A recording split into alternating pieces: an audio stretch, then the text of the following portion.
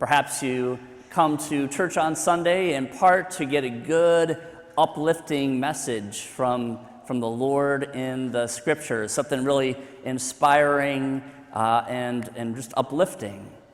So what do we hear in our first reading today? Isn't life a drudgery?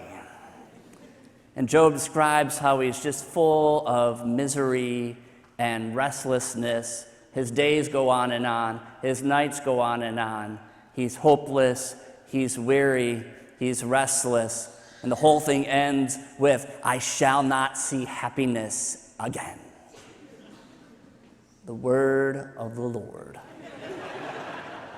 Thanks be to God. I actually like this passage. Not only just because, I liked angst, but I think it reminds us that we know that the sun doesn't come out every day, at least not that we can see. And not only do we have bad days, but sometimes we have hard seasons of life. And maybe we're experiencing a lot of what Job experienced.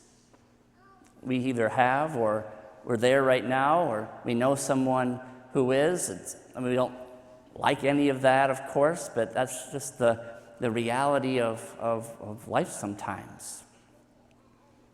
Even Simon's mother-in-law in our gospel, I think, is symbolic of a humanity that's just sort of kind of knocked down by affliction and just unable to get up, on our own, unable to save ourselves. So I think there's an interesting kind of juxtaposition with our psalm then, which is meant to reflect our first reading and to respond to it in some way after this whole big thing about poor Job. What do we hear in our psalm? Praise the Lord, for he is good and gracious. Great is the Lord, and mighty is his power. For a lot of people, the thought of a God who's all good and all powerful just doesn't seem to gel with the fact that there's evil and suffering and pain and challenges in the world. It can be a stumbling block for some people how it is that those two things, a God who's all good and all powerful, can also exist with the reality of bad stuff in the world. It's quote unquote the problem of evil, or the problem of pain, as C.S. Lewis would talk about it. I think there's a lot of other beautiful words in our psalm that kind of can help put this together for us. So we hear that God has numbered all of the stars and called each one by his name. The God who breathes out stars, who created all the stars, trillions and trillions of them. I tried to Google it the other day. How many stars are there? I come up with all sorts of answers and words that you can't even pronounce, like septahillion or whatever that is. That's probably just made up numbers, maybe. Hope there's no mathematicians in the crowd to challenge me on that. But God knows how many there are and calls each one by its name. And this God who's numbered and named all these trillions and trillions of stars, he also created us. And he sees us. Because the verse right before, we hear this God who has created and numbered and named the stars. He heals the brokenhearted, and he binds up their wounds. We don't like heartbreak, but maybe we've all experienced that we have grown from the challenges and just the struggles and the sufferings and all the bad stuff in life, kind of part of what makes us who we are. That a heart that's been broken and healed is even more capable of love and wisdom and even joy. That maybe God allows, these things to happen so that we can grow as people and know that he is with us. This God who the psalm also says sustains the lowly. Job, even in the midst of all his affliction, kept his faith and hope in God, and that's what kept him going.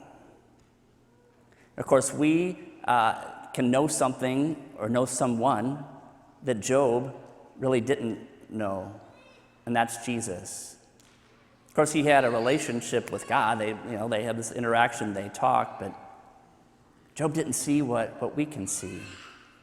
That this God who numbers and names all of the stars came to take on our life.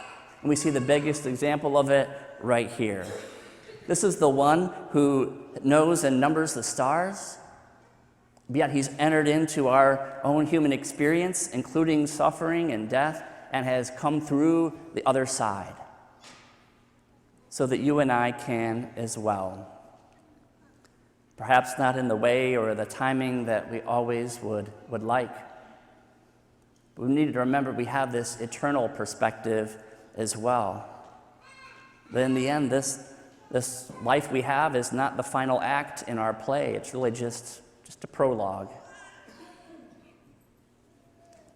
Vatican II's Constitution Gaudium et Spes, paragraph 10 says, as created beings, people are subject to many limitations, yet they feel unlimited, that we feel unlimited in our desires and in our sense that we're just called to a higher life.